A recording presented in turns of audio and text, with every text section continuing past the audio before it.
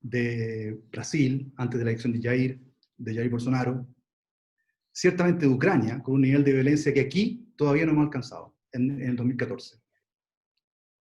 Lo que ocurrió en Filipinas, que fue lo que detallé, fue un acto de barbarie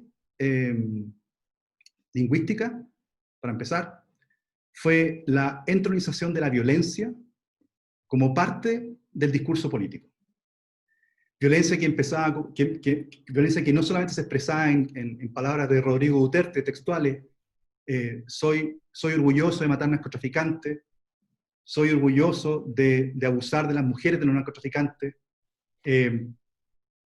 pago a quien quiera eliminar a un narcotraficante, lo mismo con algunos opositores políticos, ciertamente con la iglesia. Bueno, esa cumbre de violencia en el lenguaje político es algo que desgraciadamente no solamente pertenece a Chile. Esto se enmarca dentro de un proceso global de nihilismo, de tratar de reescribir la historia. Y eso tiene mucho que ver con una palabra que no tiene nada que ver, aparentemente, que es la nostalgia. La nostalgia, para los efectos que estamos discutiendo, podemos dividirla en una nostalgia restauradora o restaurativa, y otro tipo de nostalgia que es, digamos, que una nostalgia reflexiva. En la nostalgia reflexiva no tenemos ningún problema en admitir que en esos veranos cuando éramos niños lo pasábamos súper bien y ojalá, qué rico poder volver a vivirlo. No tomamos como lo que es. Queremos volver allá, sabemos que no podemos, no tenemos una pelea con el pasado, no tenemos una pelea con el presente tampoco, no peleamos, no luchamos contra la irreversibilidad del tiempo. La nostalgia restaurativa es algo mucho más poderoso. Se considera a sí misma como una verdad y como una tradición. ¿Por qué Rodrigo Duterte ganó? Porque él propuso la idea del orden absoluto, el orden a rajatabla. Él logró enganchar en Filipinas un discurso completamente basado en violencia, ¿ya? Que era restaurativo de una nostalgia, que en el fondo era algo que estaba más hecho de conclusiones, de derivaciones, que de hechos verdaderos. Hoy día hablaba con un par de amigos y le decía que a todos nos pasa esta cuestión. Y yo me acuerdo de cuando era chico, cuando tenía unos 7, 8 años de edad, uno podía dejar la bicicleta afuera de la casa y nadie la robaba. ¿De verdad? Estamos hablando del final de los años 70, las cárceles estaban llenas, si uno revisa los archivos de gendarmería. Y no estaban llenas de presos políticos, estaban llenas de delincuencia común, donde el hurto era el delito más común. O sea, sí se robaban bicicletas. Yo tuve la suerte de que tal vez alguna vez que se me quedó la bicicleta, no me la robaron, antes de las 12 de la noche.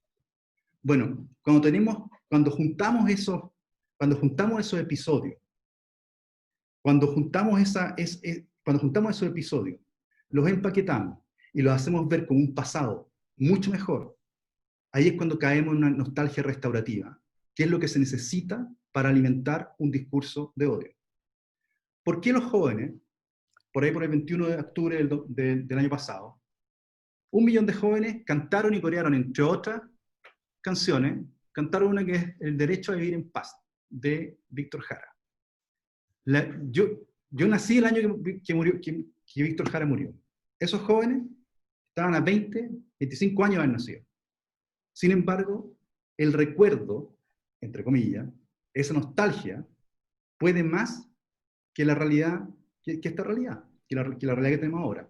La nostalgia a la que me refiero es una lucha por recuperar por recuperar una verdad, una tradición perdida, y además se recubre de una idea de verdad absoluta, que no se pone en duda.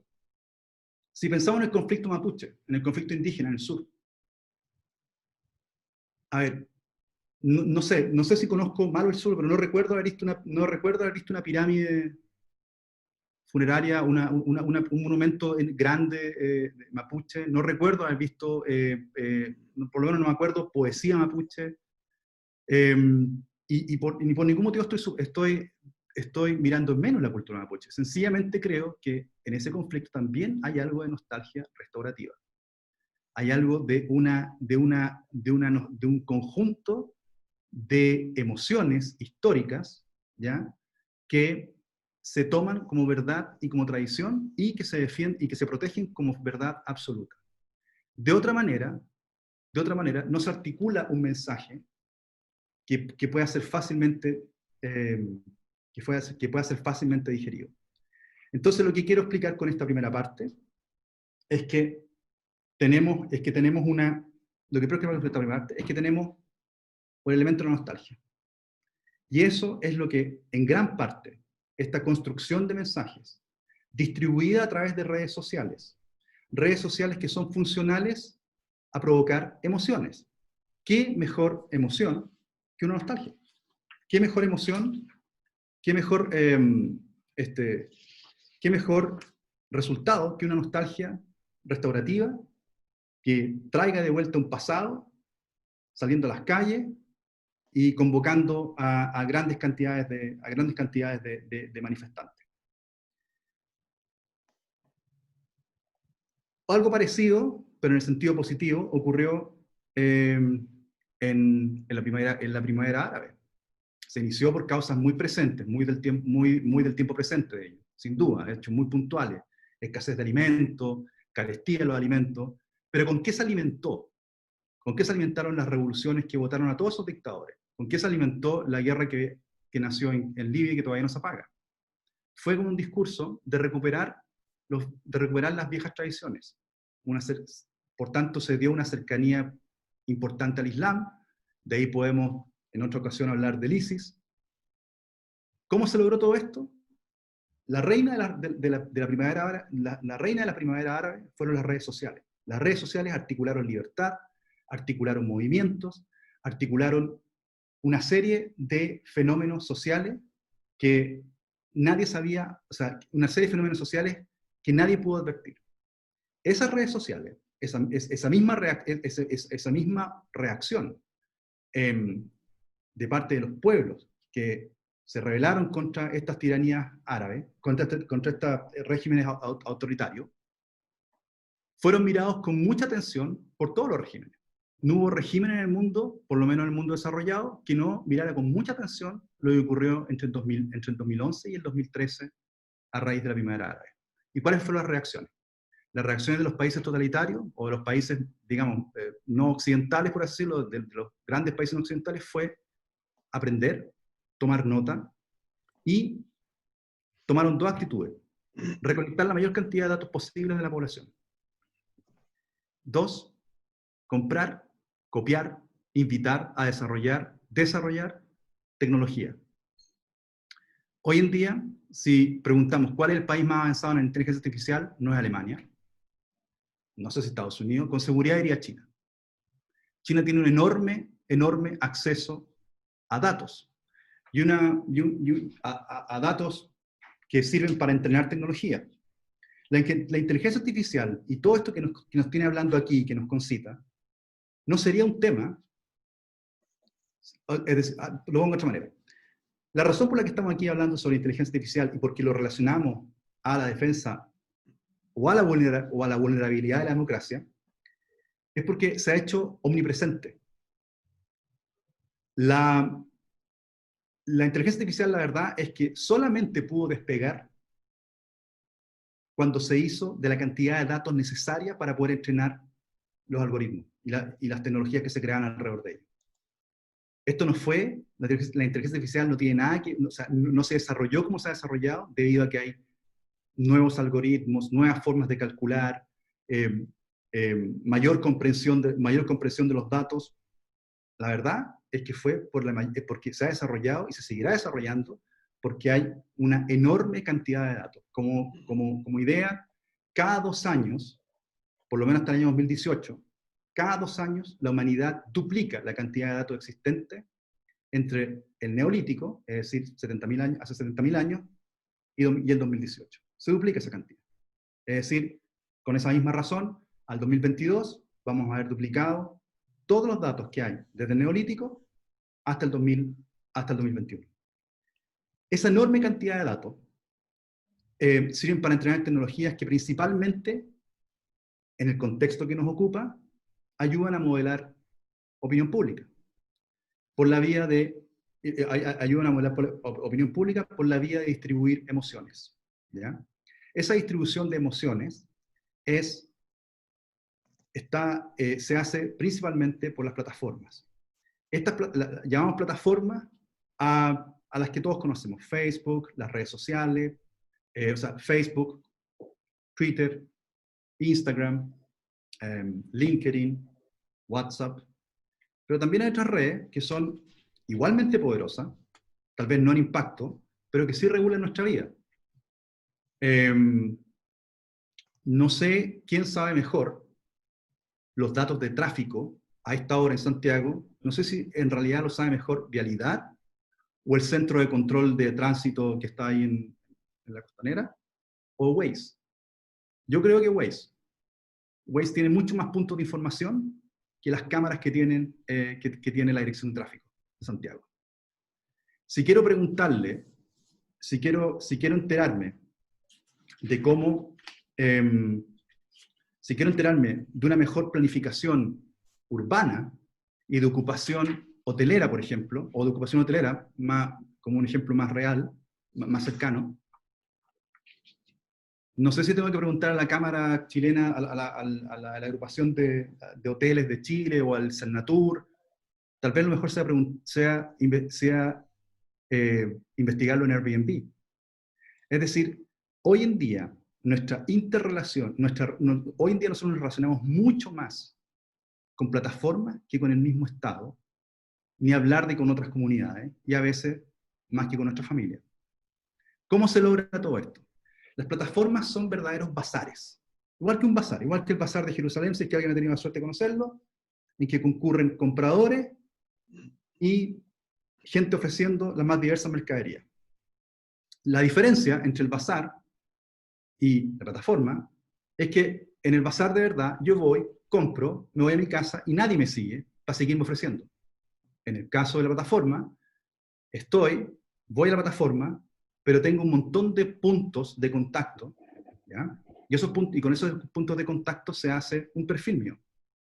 Eso hace que, por ejemplo, y tal vez ustedes ya han tenido la experiencia de eso, de que ustedes están hablando en intimidad o en la confianza de la casa, de un viaje posible, no sé, a Francia, y mágicamente a los 2 días, al día siguiente, tienen ofertas de viajes a Francia o del tema que hayan estado hablando. No voy a entrar en analizar eso, solamente les voy a explicar una cosita. Cada vez que nosotros entramos a Facebook, y no sé si les ha pasado que se demora en caer la página, que no es que inmediatamente se cargue la página, se demora en caer, a veces 1 segundo, pero no más que 2 segundos. No es que esté lenta la conexión, ni que el computador esté malo, es que hay una subasta. Hay una subasta por cuál de los proveedores de contenido que proveen a Facebook de contenido da el mejor precio, da el mejor contenido al mejor precio para capturar nuestra atención. Y le da lo mismo si son fake news, si es pornografía, si es lo último que vimos cuando andábamos buscando algo para comprar, o si es un contenido de alto nivel. Lo que ocurre es esa subasta. Y eso es lo que ocurre en todas las redes importantes. Lo mismo en Instagram y lo mismo en LinkedIn también ocurre exactamente lo mismo. De esa forma, nosotros somos de alguna manera prisioneros, o no prisioneros, nosotros estamos muy sujetos a lo que a nuestros hábitos de uso de las plataformas. Uso que se ha ido formando por la información que se nos ha ido entregando. Cuando llevamos esto al plano político, ocurre exactamente eso. Hay muchos ejemplos. Por ejemplo, un caso concreto es el Brexit. Días antes de la votación final, hubo 10 millones de mensajes dirigidos a ese porcentaje de votantes que habían manifestado indecisión en Facebook a través de las cuentas personales, en sus posteos, habían manifestado indecisión si quedarse, si Brexit o stay, ¿verdad? Si stay or leave, ¿verdad? Bueno, mágicamente llegaron estos mensajes a este grupo este grupo que eran, si no me equivoco, creo que eran 4.200.000, creo que eran 4 millones de personas que estaban indecisas. Y esto se repitió día tras día tras día, con mensajes de diferente orden. Y no sabemos cuánto fue el éxito que tuvo esa campaña, pero el resultado final es que ganó el Brexit. La relación que hay entre plataformas, la nostalgia, el marketing y la opacidad en el financiamiento y en el pago de la publicidad en campañas es total. Es imposible desconocerla. Y a eso es a lo que se enfrentaron Brasil con Jair Bolsonaro, Brexit, tal vez Estados Unidos. A mí yo no tengo mucha claridad en eso porque uno no lo he investigado a fondo, y dos, me parece que ahí hay otros temas, otros, pero podría ser. Ucrania, un caso de estudio digno de estudiarse, la revolución de Maidan. Hay numerosos testimonios de cómo cuando venía la policía a cargar contra manifestantes, algunos manifestantes escribían y decían: por favor, publica esto y distribúyelo a los puntos de distribución. Los puntos de distribución eran otros blogueros que manejaban entre 2.000 y 3.000 cuentas cada uno y creaban un furor, creaban una emoción tan grande que hacía que más manifestantes fueran a la calle. ¿Quién alimentó eso? Se va a investigar por muchos años. Hay suposiciones, no podría ser que fueron los rusos, no podría ser que fueron los oligarcas ucranianos, pero definitivamente hubo manipulación. Entonces, lo que más nos debe preocupar hacia adelante es cómo hacemos para, uno, tener una defensa frente a esta realidad que son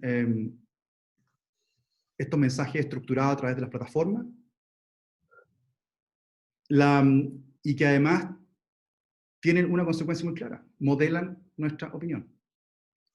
Hablemos de Chile un poco. Twitter es un gran protagonista, ha sido un gran protagonista desde antes del estallido, sin duda, pero durante el estallido y al día de hoy, incluso creemos que si vamos a Twitter es donde realmente está la noticia.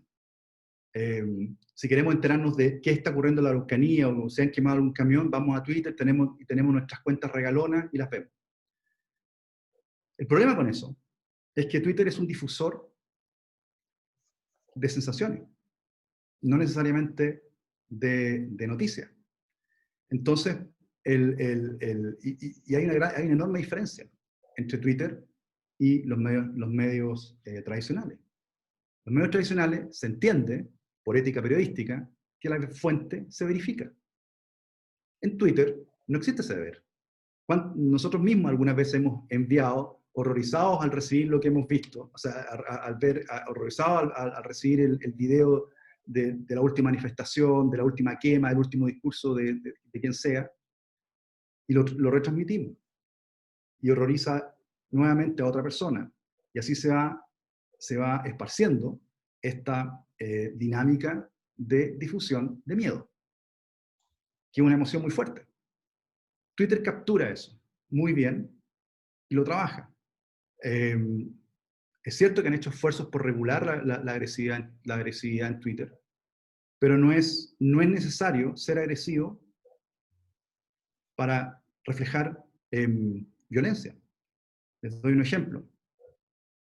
La alta emocionalidad. Les doy un ejemplo concreto. El diputado X, uno de barba, dice: hemos acabado con los privilegios, las AFP son nuestras. Estoy inventando el Twitter.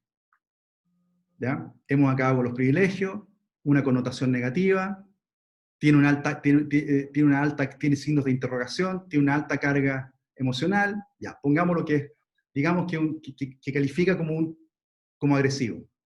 Y bajo ese Twitter hay gente que dice, apoyo, estoy de acuerdo contigo, 100% de acuerdo. Esos 3 mensajes no son violentos. Sin embargo, están alimentando, están retuiteando y están esparciendo este mensaje de miedo. Lo que, lo que, lo que más nos importa en este minuto es precisamente tomar distancia de eso, tomar distancia de lo que vemos en Twitter y de lo que vemos en Facebook. Porque definitivamente no es la realidad. Es una articulación de un mensaje que se ha colado en nuestra realidad política, ¿ya? Y que se ha impulsado a propósito para que genere polaridad, para que genere una fuerza centrífuga que haga que la realidad esté en los extremos. Eso es lo primero que tenemos que darnos cuenta, así comenzamos hace 20 minutos. Lo primero es darnos cuenta de por cómo se origina esto. Hablamos de nostalgia, hablamos de empaquetar un mensaje, hablamos del poder de las plataformas, de cómo operan. Piensen ustedes que 1/3 de la humanidad ocupa Facebook. 1/3 de la humanidad. Si aquí en Chile tuviéramos una empresa que tiene 1/3 del mercado y que no es Codelco, por lo menos estaríamos rascándonos la cabeza para pedir que se regule, que se divida, trataríamos de aplicar la ley antimonopolio. En el caso de las plataformas, puntualmente Facebook, nada. Nosotros no hacemos nada frente a eso. Es muy necesario, incluso para los próximos pasos que tenemos que dar como país, regular la utilización del espacio digital por parte de las plataformas.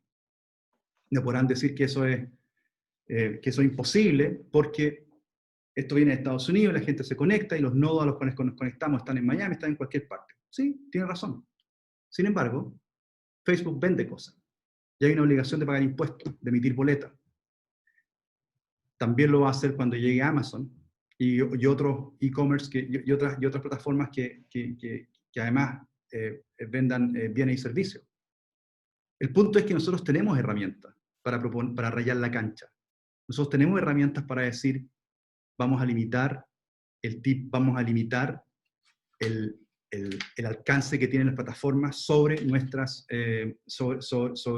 opinión, sobre nuestra sociedad. En ese caso, es muy importante tener claridad de cómo operan de cómo es la dinámica que existe entre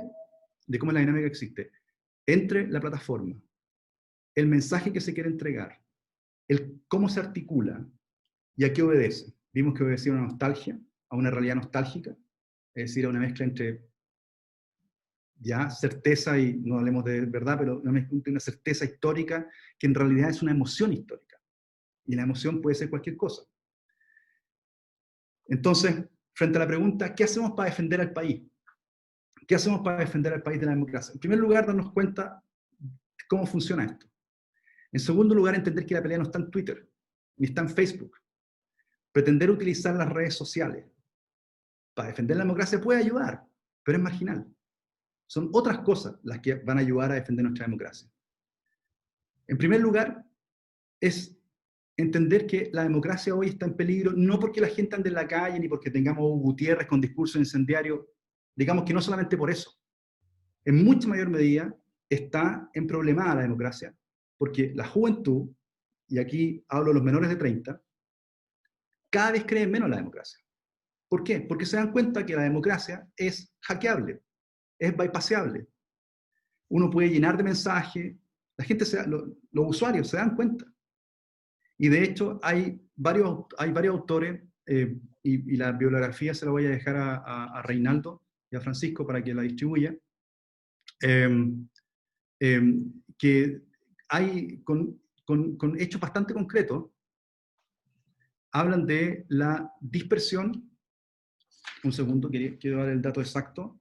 Hablan de de la desconfianza, perdón, que hay por parte de la juventud en torno a la democracia.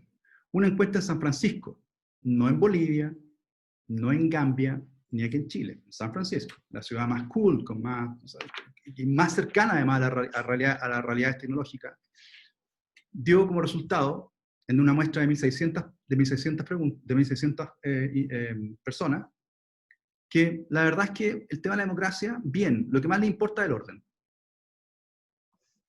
O sea, y la libertad de expresión, bueno, pero es que la libertad de expresión nos hace más vulnerables. Eso fue una conclusión. Este punto es bien interesante porque en las redes sociales nosotros encontramos un espacio para expresarnos, ¿verdad? Yo he vivido mucho tiempo fuera y efectivamente las redes sociales nos ayudaban mucho a estar en contacto con nuestra familia. Cuando ya, sin embargo, hay gente que ha usado las redes sociales para expresar pensamientos, para expresar opiniones políticas. Siempre hemos creído que la libertad de expresión es una de las bases de nuestra democracia. Sin embargo, esa libertad de expresión, a través de las redes, nos ha hecho muchísimo más vulnerables. Y por tanto, hoy en día hay que pensársela dos veces si es que uno quiere decir y lanzar una campaña a través de redes sociales, porque el nivel de agresividad que hay lo hemos visto. Hemos visto lo que trae. Pero es muy importante tener claridad de que hoy en día nuestra democracia está en peligro, no solamente por el desorden social, sino que también por la falta de confianza que hay en ella. ¿Cómo damos confianza? Entendiendo que hoy en día nosotros vivimos una democracia de plataformas. Como decíamos antes, nuestra relación es mucho mayor hoy en día con Facebook, con Uber, con Google, sin duda. 52% de los niños de los colegios particulares pagados de Santiago usan Google Classroom para sus clases. Google Classroom es una plataforma que, entre otras cosas, hace un cálculo que se llama capital biológico. El capital biológico es muy sencillo. En este curso hay 7 niños que valen la pena. En este curso hay 3 niños que valen la pena. En ese otro, está difícil. Entonces entrega un informe, aquí todavía no lo han hecho, pero lo harán supongo el próximo año, por ahí por mayo, entrega un informe dónde vale la pena apoyar. Es decir, dónde está más débil el aprendizaje y a qué niños apoyar. Pero también se podría utilizar para hacer lo contrario. Para decir, mira, aquí es donde hacemos la selección y la verdad es que es mucho mejor, es mucho más eficaz gastar en estos niños. Esa es una plataforma. Luego tenemos cómo la pandemia ha sido el mayor éxito, o sea, el mayor éxito que ha tenido Netflix ha sido durante la época de pandemia. Otra plataforma. Una plataforma que además nos entrega nostalgia, nos entrega historia, nos entrega... ¿Cuánta gente nos ha dicho, oye, si estáis haciendo eso, tenéis que ver esta serie? Si estáis escribiendo un libro, tenéis que ver esta serie. O sea, se nos está articulando y se nos está empaquetando un mensaje. No necesariamente es malo, pero es la realidad que vivimos y es bueno que estemos atentos a eso. Una democracia de plataformas no necesariamente es mala, pero la cancha tiene que estar muy bien rayada para las plataformas, no como está hoy día. Lo opuesto, o un contrapunto a la democracia de plataforma, es lo que algunos teóricos llaman la democracia tutelada o la democracia vigilada. China, por ejemplo, tiene una iniciativa que comenzó en 2014 que se ha ido implementando lentamente, no sé si la conocen, que se llama el crédito social. Si yo critico al gobierno por canales que no son los adecuados, tengo menos puntos en mi crédito social. Si en cambio lo hago por los canales que el Estado me entrega, tengo más puntos sociales. ¿Esos puntos sociales en qué se traducen? En un mejor rating de crédito, en un mejor DICOM, diríamos en Chile. En que si tengo beneficios por ser tercera edad, tal vez los pierdo, si es que hablo mal del gobierno. Esto no es ciencia ficción, se llama crédito social, está en la bibliografía, está ampliamente documentado, la que les voy a entregar. No solamente China. India, el 2018, lanzó un programa que se llama el Aadhar. El Aadhar son 12 números, con los cuales cada persona mayor de 5 años de nacionalidad india viviendo en India recibe. Cada ciudadano indio mayor de 5 años recibe este código. Ustedes van a decir un root, es un root con esteroides. Sin ese root está asociado a una identificación biométrica y a las huellas dactilares. El niño cuando recibe en el colegio la comida, eso se registra, la puede recibir porque el ADAR registra su cara, la verifica, está el match y sale. Comprar boletos se hace con ADAR. Recibir prestaciones médicas se hace con ADAR. Estamos hablando de 1.200 millones de personas las que tienen este sistema, el ADAR. Y por supuesto, golpe de gracia, los que tienen ADAR tienen muchas más facilidades para bancarizarse, para entrar al sistema financiero. Por tanto, el dinero físico desaparece, que es un gran problema en India, y queda el dinero electrónico. El dinero electrónico que está directamente asociado a la supervisión del Estado. Interesante. Y otro ejemplo es la soberanía digital en Rusia. En Rusia, cada persona que tiene más de 3.000 seguidores en algún blog, y para estos efectos, la página de LinkedIn que uno tenga, o la página de Facebook, si tengo más de 3.000 seguidores, se cuenta como un medio de prensa. Es decir, cada persona que tenga más de 3.000 seguidores en Facebook, en LinkedIn o en un blog, debe registrarse como medio de prensa. Y los contenidos deben ser publicados vía una plataforma que el Estado dispuso para la gente. Esto entró en vigor en 2018 y tiene dos aspectos muy interesantes. Los datos se quedan en Rusia y se ve con claridad y se puede rastrear a dónde van si es que salen de Rusia. Es una democracia de plataforma. ¿Cuál es el futuro aquí? ¿Cómo salimos jugando? Ya dije, pues, rayando la cancha, en primer lugar, entendiendo que el marketing político a través de las plataformas en democracia es un gran peligro y que hay que regularlo. Entendiendo también que es fundamental hacer un nuevo trato con las plataformas, hacer una nueva interrelación con ellas, darse cuenta del poder que tienen, ¿ya? Y estar atento a estos mensajes empaquetados, pero a estos mensajes que vienen empacados, listos para consumo y que nos causan un montón de emociones. Antes de enderezar este tema, tenemos un largo camino, tanto en Chile como en el mundo. ¿Qué hacer? Uno, regular a las grandes plataformas y a los grandes controladores de datos hoy en día. Hay que hacerlos responsables, aplicarles regulación antimonopolio, fijarle un límite, fíjense en esto, fijarle un límite a la distribución de información que pueden tener en un país como Chile. ¿Qué pasaría si, por ejemplo, toda la campaña política pudiera ser rastreable hasta el donante? Es decir, yo quiero apoyar a mi candidato Juan, tengo 30.000 donantes. Bueno, cada uno de esos 30.000 donantes tiene que ser visible, tiene que ser transparente, tal vez no los roots, pero para el organismo fiscalizador sí, pero de tal manera que los mensajes sean totalmente relacionables a esos donantes de la campaña. ¿Para qué? Para poder hacer una campaña mucho más responsable en cuanto al lenguaje y en cuanto al uso de medios y en cuanto al uso de buenas prácticas en la campaña. La identidad va a ser crucial.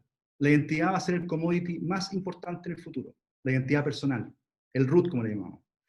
La identidad hoy en día es la base de cualquier, el defender la identidad y el preservar la privacidad de la identidad y el derecho a la privacidad es fundamental para cualquier idea de democracia futura que tengamos. Fundamental. La democracia digital va a ser, sin duda, el principio rector de cualquier futura organización que comprenda que nuestra vida hoy en día es mucho más electrónica que física. Lo que ha pasado en Chile, y con esto termino, es que nos dejamos estar. En mi opinión, de forma muy negligente.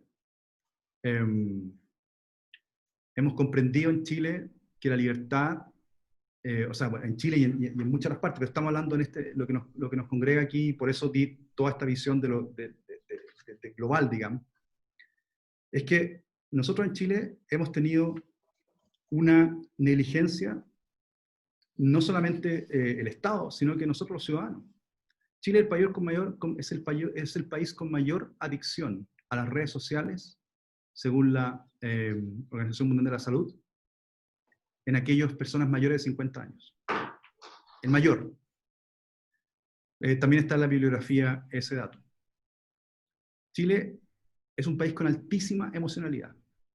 Si no se apela al sentimiento aquí, no se vende nada. WOM ha hecho un trabajo maravilloso en términos de marketing, apelando a las emociones.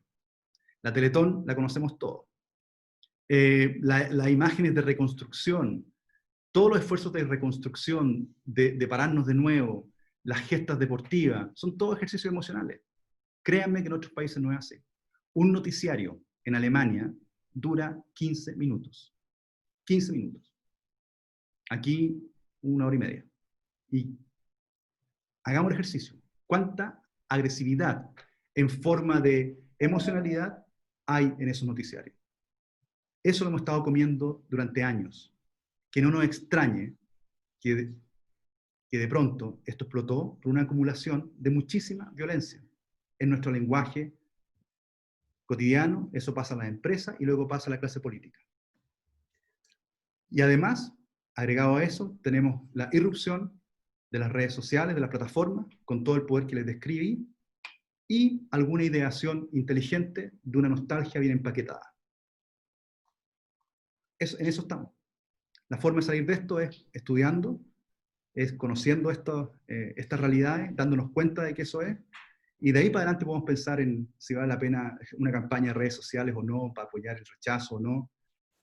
Mi opinión ya la dije, pienso que es fundamental darse cuenta, tener conciencia de todos estos puntos que he nombrado. Francisco. Muchas gracias, Miguel. Muy agradecido por tu presentación. Le dejo la palabra a Reinaldo Reinique de Naval 77. Bueno, primero que nada agradecer a Miguel por la concurrencia y tu ejemplificadora exposición respecto de todos estos fenómenos que estamos viviendo, y por supuesto a cada uno de los 32 asistentes que en este minuto nos hemos convocado. Ciertamente la revolución tecnológica que estamos viviendo a través de la inteligencia artificial y las redes sociales han modificado nuestras relaciones laborales, nuestras relaciones sociales, la vida económica, también la familiar incluso, pero ciertamente hoy día también vemos cómo eso impacta en la política. Y creo que van a haber muchas preguntas relacionadas con eso, porque por una parte vemos ciertamente lo que tú señalas, pero por otra parte también hemos visto cómo creemos que parte importante de los medios de comunicación tradicionales en Chile y en otros países del mundo están capturados por un concepto globalista, el señor Soros y otros, y de alguna manera se ve de que las redes sociales de alguna manera también son las que logran de alguna manera transmitir lo que verdaderamente está ocurriendo. En algunos países como China, por supuesto, Irán y otros, sencillamente cuando hay un ataque sostenido en estas, llámese democracias tuteladas, sencillamente para mí no son democracias, ciertamente que ahí se corre un riesgo tremendo porque la información queda suspendida, todas las redes sociales por 24 más horas, mientras el gobierno lo establece, y eso hace que precisamente cierta convulsión social u otras cosas se controlen, cosa que aquí en Chile no pasó y vimos, ¿no es cierto?, las consecuencias. Y creemos de alguna manera que lo ocurrido el 18 de octubre, de alguna manera, y tal como lo decía un ex guerrillero salvadoreño hoy día en el Mercurio, lo que ocurrió aquí de alguna manera fue concertado, pero concertado desde el exterior, de alguna manera que indujo a tantos jóvenes a salir a las calles y hacer lo que fueron capaces de hacer, y hasta militarmente eso es complejo. De tal manera que seguramente en las preguntas van a salir otras inquietudes, pero esas son al menos a las que yo me planteo. Así que muchas gracias, Miguel, y bueno, vamos a dar paso a las preguntas. Michael. Perdón, muchas gracias. Michael, por favor, un poquito, permiso, Miguel, un aviso de utilidad pública antes de seguir. Por favor, le pido, de eso vivimos, así que por favor le pido a todos que contesten una pequeña encuesta que va a aparecer, voy a poner ahora en el chat, respecto a el apoyo a Chilenos de Corazón. Michael, adelante, por favor. Muchas gracias. Buenas tardes a Buenas todos tardes. los que no he saludado y a los que he saludado también. Vamos a partir con las preguntas. La primera, de Karel Blas.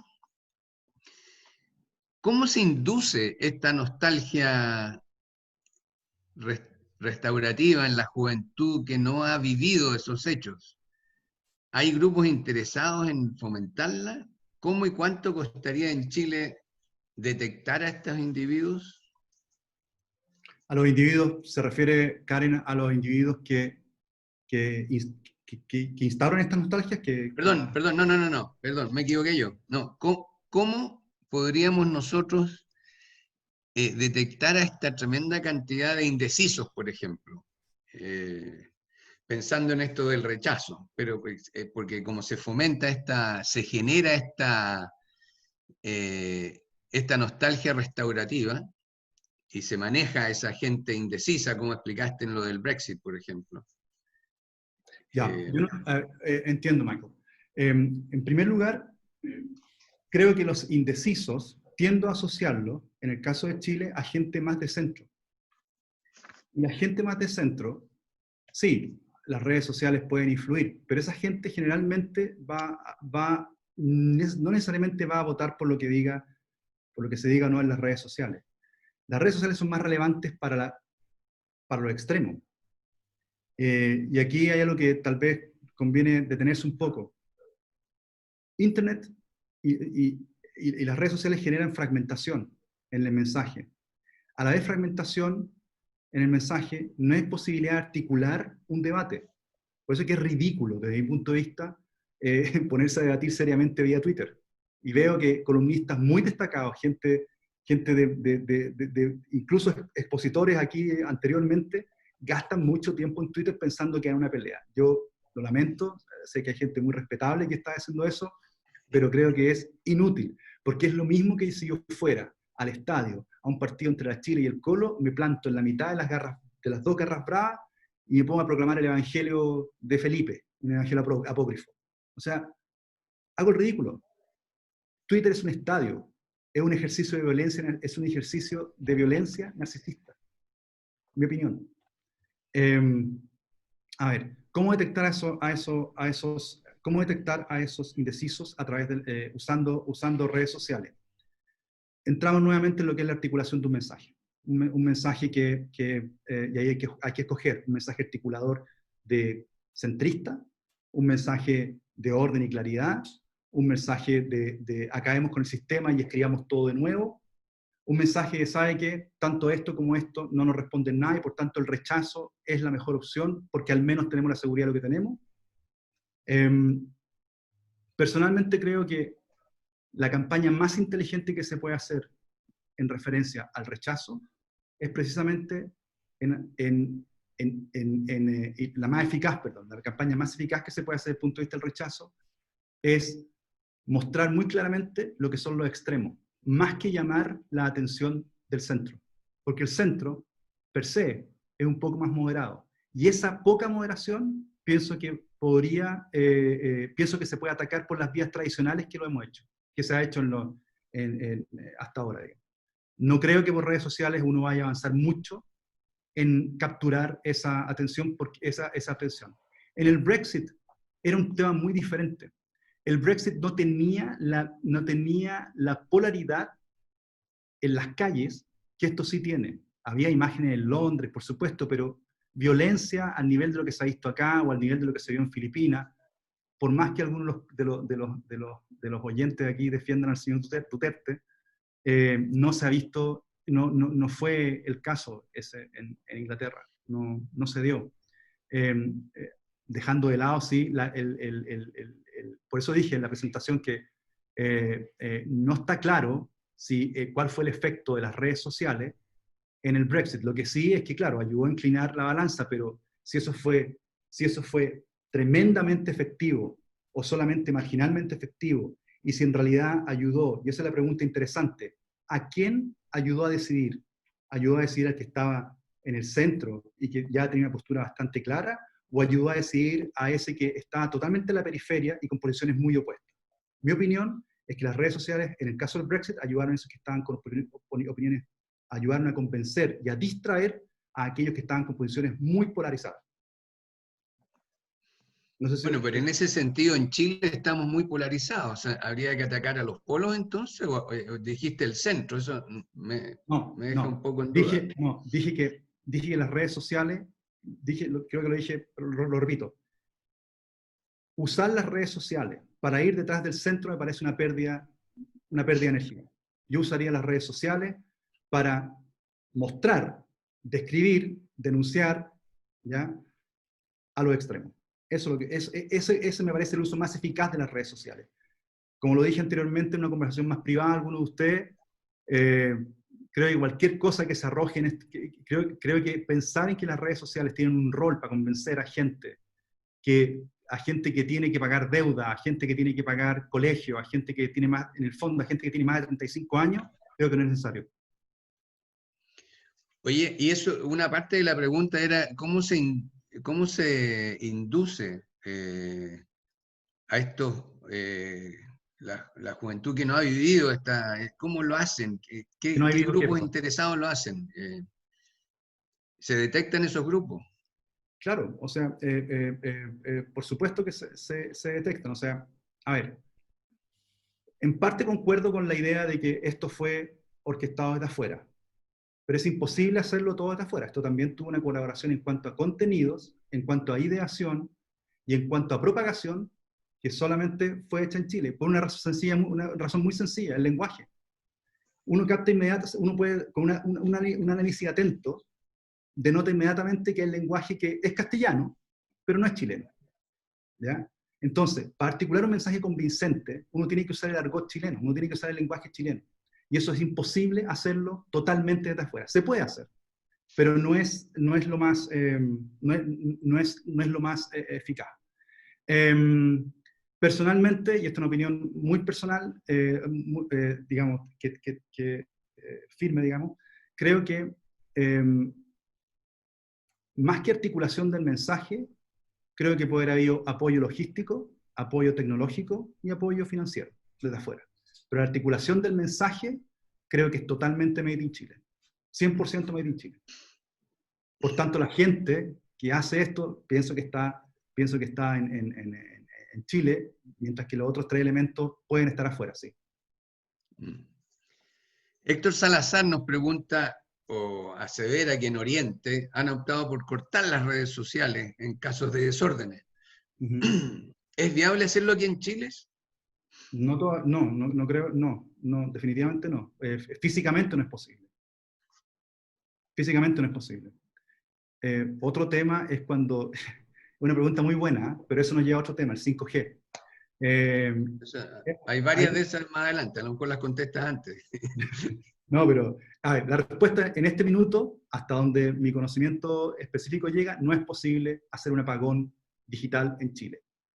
Porque la cantidad de dispositivos satelitales que hay es mucha. La calidad de la red nuestra es muy buena, la red 4G es excelente. Más allá de que se caiga a veces, pero en comparación a otros países, en nuestra red hasta ahora, creo que rankeaba hasta hace 4 meses atrás en el número 4 en el mundo. Entonces, veo muy difícil hacer un apagón digital. ¿Cómo nos defendemos de esta realidad?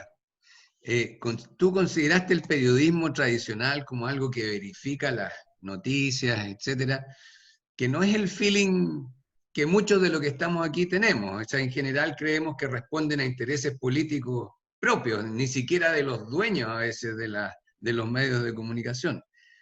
¿Cómo nos defendemos de esta realidad?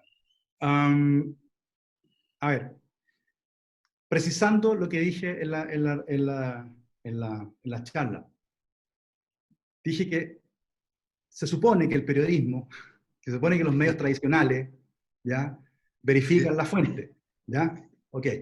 Y mientras que Twitter, y puse el ejemplo de eso, no está esa obligación, ¿ya? Creo que en Chile el rol de la prensa en emocionalizar este conflicto, por tanto, en aumentar el grado de agresividad de este estallido, ha sido fundamental. Es decir, sin la emocionalidad que llegó desde los medios tradicionales para cubrir el conflicto, hubiese sido imposible que esto hubiese prendido tanto, en mi opinión. Cuando uno veía algún canal de televisión llamando protesta pacífica, cuando en realidad estaba muy lejos de ser protesta pacífica, ahí se estaba aplicando un juicio de valor, por supuesto, y se estaba tratando de dominar una emoción. En parte, se estaba tratando de comunicar una emoción que era la que a ellos les interesaba. Por supuesto que ha habido muchísima influencia de los medios tradicionales en propagar discursos que, en mi opinión, no promueven un diálogo social. Definitivamente no. Al contrario, creo que en algunos casos, de algunos periodistas muy destacados, por cierto, muy respetables, con buenas columnas, pero creo que lo que han hecho ha sido, de alguna manera, fragmentar el debate con una lógica muy nihilista de clausurar cualquier opinión que disienta de lo que ellos piensan que es el sentir popular. Y eso me parece tremendamente peligroso.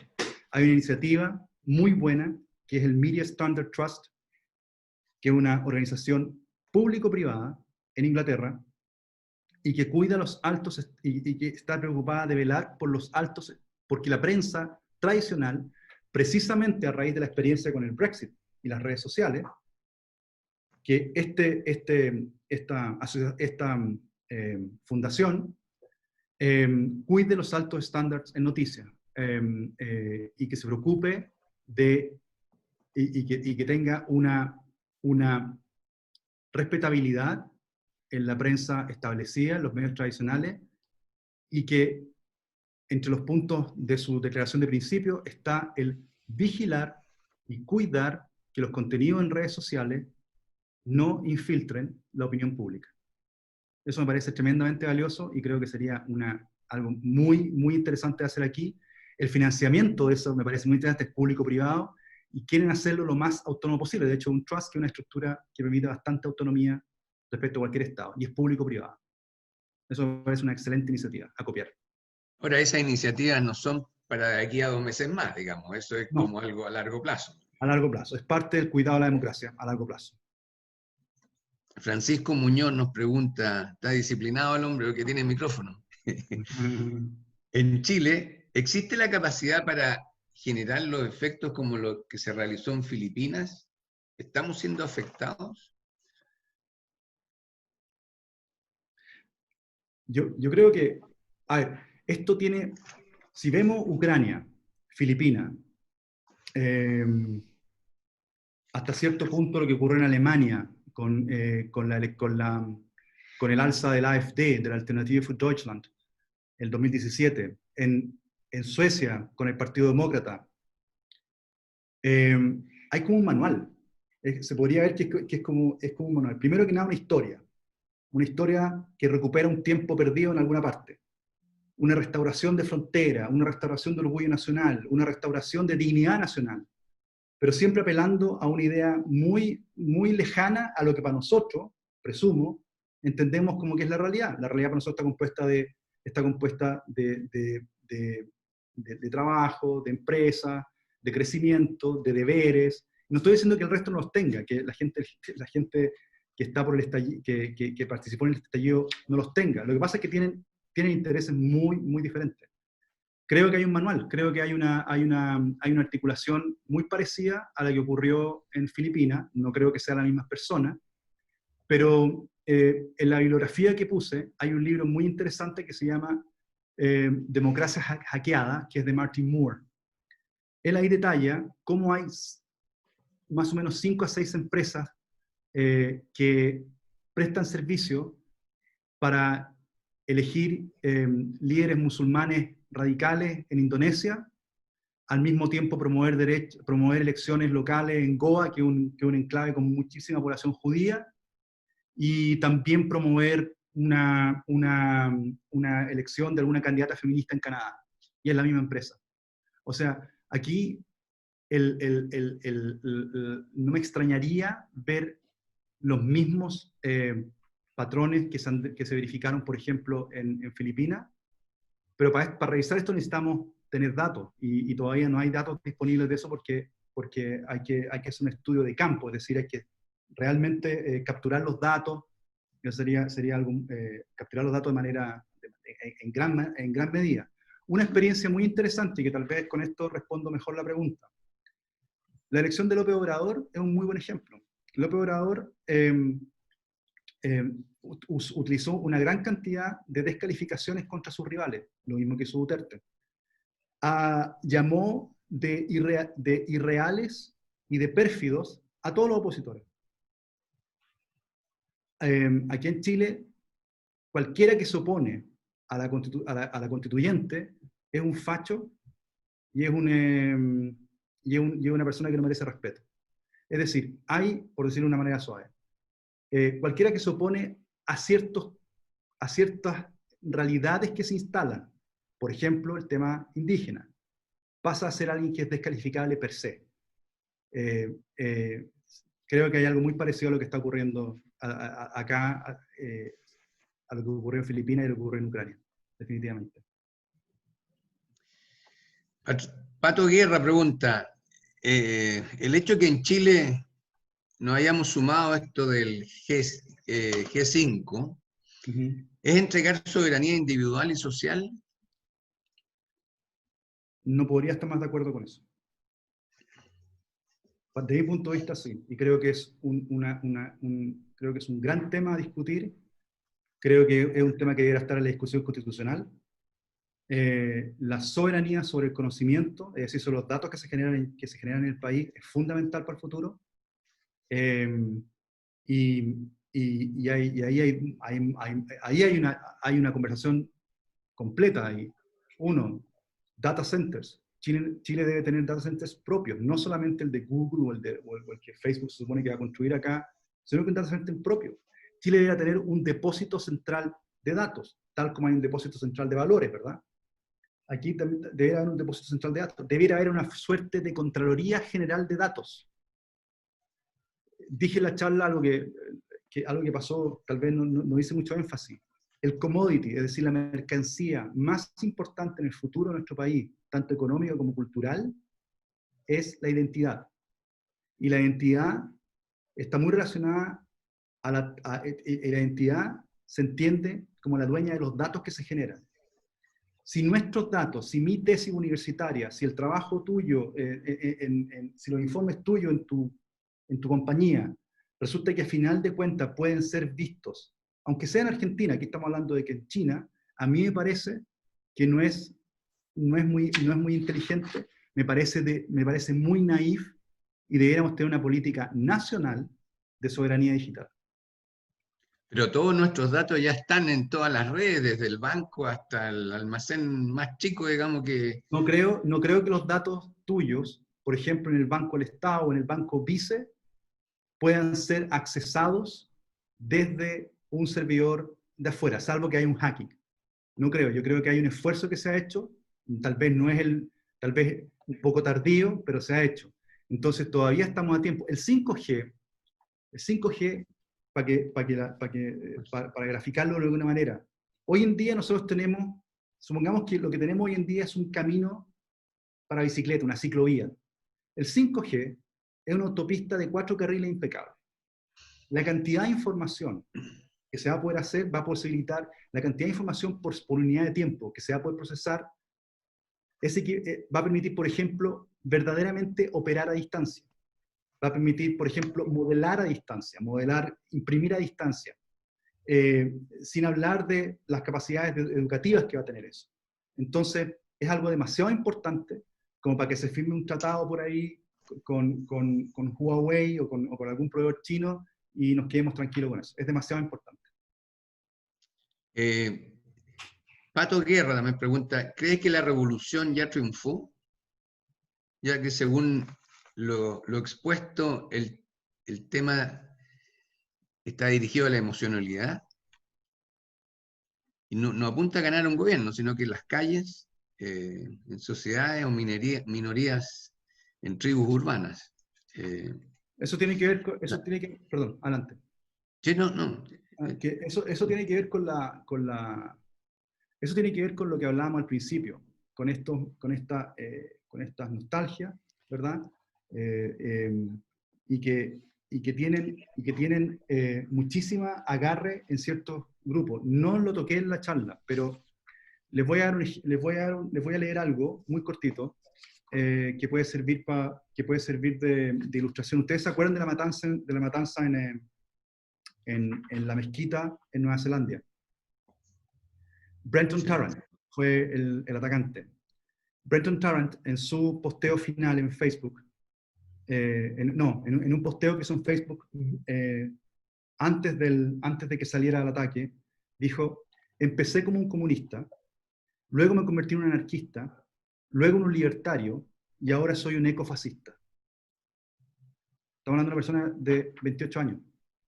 O sea, comunista, luego anarquista, luego un libertario, y luego un ecofascista. El vacío que hay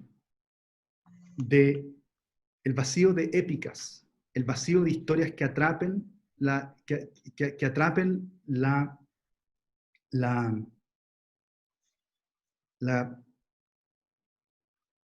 conciencia nacional, y que de alguna manera logren dar un sentido, por ejemplo, lo que para nosotros antes era nación, entonces, es brutal. No hay ese tipo de sentimientos, se evaporó. Entonces, hoy en día, esas tribus urbanas a las que alude Patricio, esas tribus urbanas se llenan de cualquier discurso que les dé unas certezas. El ISIS no triunfó por un fervor religioso al principio. El ISIS no conquistó gente en Suecia, en Dinamarca, en Alemania, en mi pueblo en Alemania, en el pueblo donde nosotros vivíamos, porque fuera un mensaje revelador, ¿no? Era porque sencillamente entregaba un mensaje claro. Lo mismo que decía yo antes sobre este interés por la democracia. Sí, pero a mí lo que me interesa es que me dejen ganar plata tranquilo y que haya orden. Más o menos eso. Entonces, no hay un cariño por la democracia. Por tanto, estas tribus urbanas, estos jóvenes a los cuales se refiere Patricio, si no me equivoco, ¿verdad? Que han jugado juegos de Xbox, juegos de PlayStation, Nintendo, los últimos 15 años de su vida, la única realidad que tienen por delante, o sea, una parte muy importante de su realidad, es una realidad que ocurre en un videojuego. También está en la bibliografía un recuento de las entrevistas que se le hizo a combatientes que retornaron a Suecia del ISIS. Todos habían jugado por lo menos mínimo 4 años videojuegos. Es interesante. ¿Cómo llegamos a eso? Ese es otro tema, pero... Tengo otra aquí de Sergio Cabezas. ¿Cómo neutralizaría al Frente Amplio, siendo que está posicionado en las generaciones bajo 35 años de edad y efectúa gran parte de su proposición política a través de redes sociales? Entiendo muy bien la pregunta. Creo que lo conversamos con dos personas de este grupo antes. A ver, yo no me preocuparía tanto de la juventud. O sea, sí, va a ser un poco atrevido lo que voy a decir. Me disculpan. Yo creo que todas las fichas aquí hay que ponerlas en la gente mayor de 35 años. Esa gente es el 58% de los votos del patrón votante. La gente que está entre los 18 y los 35 años son el 25% de la población. Yo no me gastaría un centavo en reencantar con la política, en reencantar con la democracia, en reencantar con la vida civil a los jóvenes. Ellos van a hacer su vida. Aquí lo relevante es el 58%, son la gente, el 58% que está solo a los 35 años. Uno, esa gente tiene mucho que perder. Por vago que sea, por alternativo que sea su sistema de vida, a los 35 años ya hay cuentas que pagar. Ya hay compromiso, hay matrimonio, hay relaciones de pareja, hay ambiciones. Ni hablar lo que ocurre a los 50 y a los 60 años. Para mí la concentración está, todo el esfuerzo habría que ponerlo rápidamente en todas aquellas personas de más de 35 años. Y por último, yo tengo serias dudas, y hablo desde mí, no, seguramente, o sea, no quiero ofender a nadie en esto, pero yo no sé si mis hijos Yo no sé si las generaciones de mis hijos tienen 20 años, 17, 18 años, yo no sé si ellos partirían tan raudamente como lo hizo Ignacio Carrera Pinto al listarse para ir a pelear en un pueblo en Perú. No sé cuál es la validez moral, no sé cuál es la validez que para ellos tienen las fronteras, por ejemplo. No sé cuál es el concepto que tienen ellos de soberanía. Entonces, yo no me gastaría mucho en dar una pelea, en convencerlos a ellos, porque creo que sinceramente, para fines electorales y, y con esta urgencia que tenemos, tanto del plebiscito como de la elección presidencial, yo creo que lo más inteligente, si es que se quiere preservar si es que se quiere preservar nuestra sociedad y como la conocemos, es apelar al voto mayoritario, al voto de aquellos mayores de 35 años.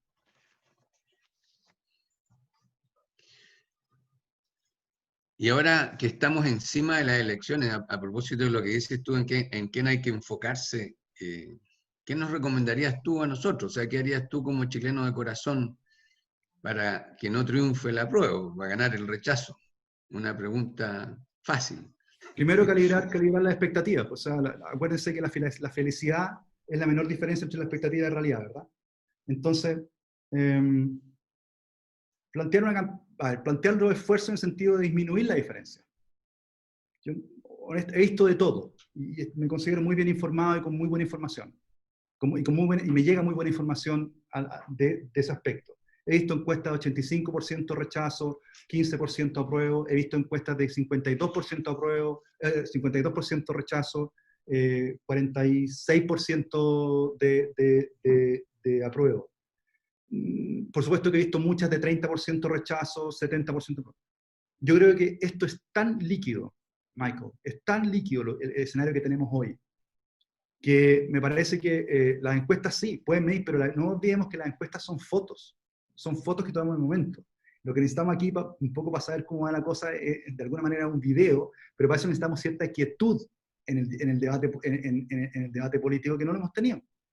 Entonces, ¿qué hacer? La verdad, creo que, en primer lugar, ir a votar. Segundo, convencer a la mayor cantidad de gente que vaya a votar. Hay un dato súper interesante. En la última elección presidencial, en la primera vuelta, hubo 6,7 millones de votos, ¿ya? De los cuales 3,2 millones fueron para la centroizquierda y todo lo que venía detrás, y la diferencia fue para... perdón, estoy dando números equivocados, déjenme revisar eso, pero creo que fueron 2,7 millones de votos fueron para la centro-derecha y 3,2 millones de votos fueron para la centroizquierda. Evidentemente hubo alegría en la centroizquierda porque dijeron, listo, vamos a la segunda vuelta y ganamos. ¿Qué pasó? Se invirtieron las proporciones y llegaron 3.700.000 votos a la centro-derecha y 3.200.000 votos, si no me equivoco, a la izquierda, a la centroizquierda. Lo que estoy diciendo con esto es que es muy importante que la mayor cantidad de gente vaya a votar. Creo que, sobre todo si atendemos a lo que expliqué antes, del 58% de la masa votante, creo que las posibilidades de tener un buen resultado, no necesariamente ganar, para mí, se lo digo francamente, para mí un buen resultado sería que la diferencia entre el apruebo y el rechazo fuera inferior al 10%. ¿Ya? Y no es por derrotista ni nada, sino que creo que es re difícil mover el piso, es re difícil mover la balanza para el plebiscito, porque los plebiscitos son polarizantes, son sí o no, son apruebo o rechazo, ¿verdad? Son se queda o se va, son Brexit. Entonces, es bien difícil lograr, con una idea más que nada conservadora, lograr que el rechazo gane. A mí me parece que es muy difícil. Entonces, yo pondría las cartas en lograr la menor diferencia posible, y para eso estoy convencido que basta con tratar de llevar a la mayor cantidad de gente posible. Y muy importante, y de eso no hablamos, aquí este grupo, por lo que me ha explicado Reinaldo y Francisco, son aproximadamente 400 y 500 personas. Una pregunta que les hago: ¿Cuántos de ustedes están dispuestos a ser constituyentes? Ahí está la pelea. El plebiscito, créanme, o sea, créanme que hay un temor fundado, muy fundado por lo que vimos, ¿verdad? De que después del plebiscito aquí esto se transforma en algo diferente. Yo creo en algo muy diferente a lo que conocemos. Sí, puede haber algo de eso. Estamos viendo esa observación en la Araucanía. Eso es muy preocupante. Creo que eso es muy preocupante. No hablamos de eso en realidad. Pero mi opinión es que el plebiscito no es el fin de la pelea, y creo que es mucho más importante y mucho más gravitante al final es lo que se haga en la constituyente. No, pero eso es partir de la base que perdimos. Yo creo que interpreto a la mayoría aquí que si no gana el rechazo, esto cambia rotundamente y no va a haber ni constituyente ni mixta, y va a haber una asamblea en la calle, digamos, y no va a haber cómo pararlo. Ya el gobierno demostró que no hay pantalones para hacer cumplir la ley, y esa es la sensación, creo no equivocarme, de la mayoría de lo que estamos escuchando. Entonces, ¿tiene que ganar el rechazo o no tenemos salida? Es que, permíteme, Michael, poner una pregunta ahí antes. Yo creo que si hacemos una encuesta entre el grupo, dentro de esta audiencia, y vemos la cantidad de horas que dedican a Twitter y que dedican a las redes sociales, nos vamos a llevar una sorpresa. Porque creo que hay mucha información. No estoy mirando en menos el peligro de lo que tú señalas, para nada. Pero creo que hay que quitar de la balanza y del análisis el elemento de que esto se va a ir a buena parte, porque en tener una nueva constitución van a pasar 2 años, y con una posibilidad de que no se logre un acuerdo con la nueva constitución. ¿Qué va a pasar ahí? Ellos van a tratarán de tomarse el poder. Supongamos, a ver, ¿cuántos votos congrega el Frente Amplio? En la última elección fueron en total, Frente Amplio y Partido Comunista fueron en total, Frente Amplio y Partido Comunista creo que fueron 900.000 votos. 900.000 votos. Les expliqué lo de la elección, que en la primera vuelta hubo más votos de la centro-izquierda que de la centro-derecha. Hay un techo, y ese techo son 3.200.000 votos. Eso es la máxima votación que hasta ahora demostrable puede tener una idea radical, puede tener el apoyo al apruebo. Sin embargo, creo que es mucho más interesante plantear con claridad que, independiente de cuál sea el resultado del plebiscito, la convención va a ser algo que se va a hacer muy peleado, y es una discusión técnica. Y ahí creo que tenemos muchas ventajas. Perdóname por no plegarme a la idea de que es una... sinceramente, yo no creo que esto vaya a ser un desastre tipo Venezuela. Definitivamente nos va a golpear mucho, nos va a costar mucho tiempo salir de esto, pero para mí la verdadera pelea está en la constituyente, y de ahí para adelante. El plebiscito fue un gol que nos metieron y ya está hecho ya. Sí, el gol fue tremendo, pero Tremendo, sin explicación. si ahora tú dices hay que enfocarse en los mayores de 35 en realidad, que son más, Sí. pero tal vez la mitad de esos no van a ir a votar por el coronavirus. Eso es un hecho, eso no se va a haber solucionado, no se va a haber resuelto, va a haber medidas de seguridad, etcétera, pero muchos se van a quedar en la casa por salud. Eso es interesante lo que tú mencionas, porque ¿cuánto vale una elección en la que, por ejemplo, haya 3 millones totales de votos? O sea, ¿cuál es la legitimidad que tiene? O sea, sí, fue un proceso democráticamente hecho de acuerdo a la ley, ya. Pero resulta que votaron 3 millones de los 10 millones que tiene el padrón electoral. No sé cuál podría ser la legitimidad de eso. Creo que es una puerta es un tema bien interesante a analizar. Bueno, eso ya se está discutiendo, pero ya es un hecho. En la Constitución está el plebiscito, y eso no fija el límite de cuántos tienen que votar para que sea lícito. Está legitimado ya por la Constitución. Estoy claramente. Sin embargo, la pregunta persiste. O sea, si hay una cantidad de 3 millones, si el plebiscito se logra y se aprueba, supongamos, con 3 millones de votantes, yo no me imagino una pista fácil para la prueba. Michael, te propongo que Sí. sigamos a la próxima pregunta. Creo que tengo todas las preguntas ya lanzadas. Alguien aquí preguntaba, Fernando, si existe un hermano orwelliano detrás de todo esto. ¿Está identificado quién lo hizo? Es muy tentador la imagen de Orwell, porque creo que Orwell se quedó corto, de verdad. O sea, lo que expliqué de esto del crédito social en China es muy real. Es tremendamente real. No tengo la fila preferencial en el banco, yo como mayor de 70 años en China, si es que he criticado al gobierno por un canal que no debo. O sea, por favor. Luego tenemos esta idea de la soberanía digital, de la soberanía digital nacional en Rusia. Yo tengo más de 3.000 seguidores o amigos, como se llaman en LinkedIn. Yo tendría que registrarme en un medio de prensa.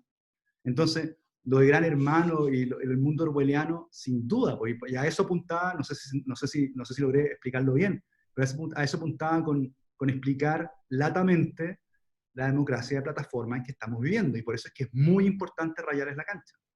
Es fundamental.